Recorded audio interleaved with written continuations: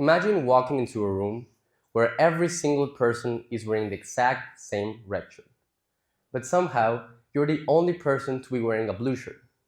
Let's say that that blue shirt is your favorite shirt. You love it. But then you look up and see a bunch of faces criticizing the simple way you dress. With these type of moments, we face a simple question.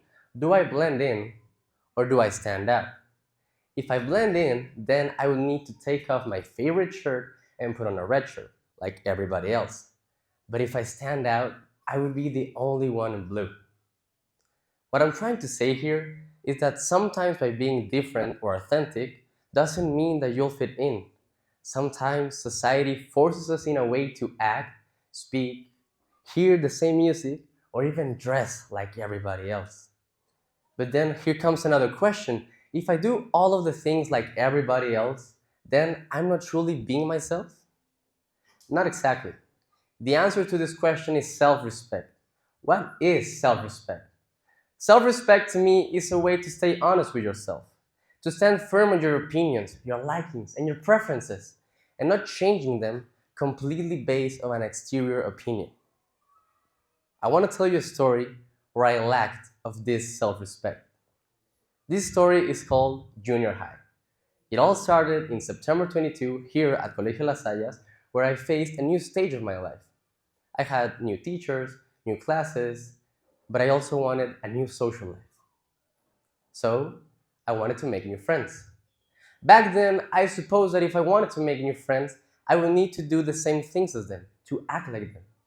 For example, back then I trained tennis, which is a sport that I have always trained since I was a little kid. I stopped training tennis so I could train soccer with all of my school friends, so I could fit in. Sometimes I went to places that everybody wanted to go, even though I didn't want it to, so I could fit in.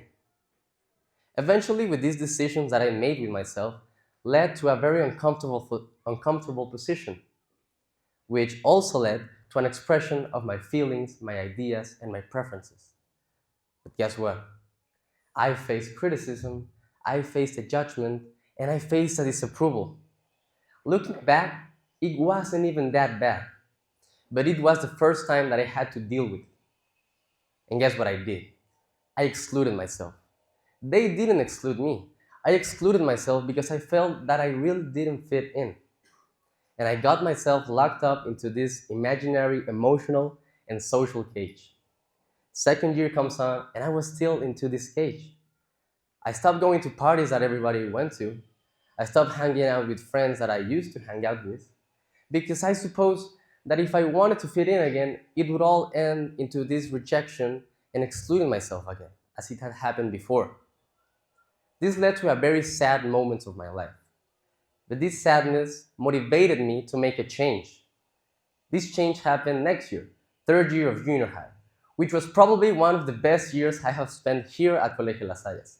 I made new friends inside and outside of the school. I got back to training tennis almost every single day of the week, but even though I trained alone without any of my school friends, I enjoyed it a lot because that's what I wanted to do. That's what I have always loved.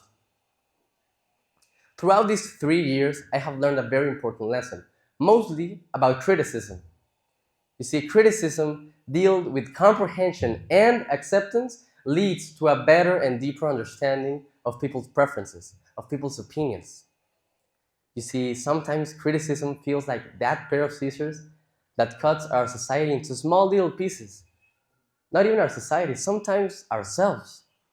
But comprehension and acceptance can glue those pieces back.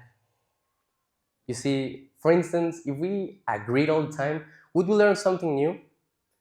Probably we wouldn't, because we learn from each other's disagreements. But we need to know how to learn from each other. In the end, sometimes you won't get that social approval that we desire for. As I said, you'll face critics, you'll face a disagreement, and you might face judgment. But it's more important to be yourself than trying to fit in. In the end, it's about creating a community where people's preferences are always welcome.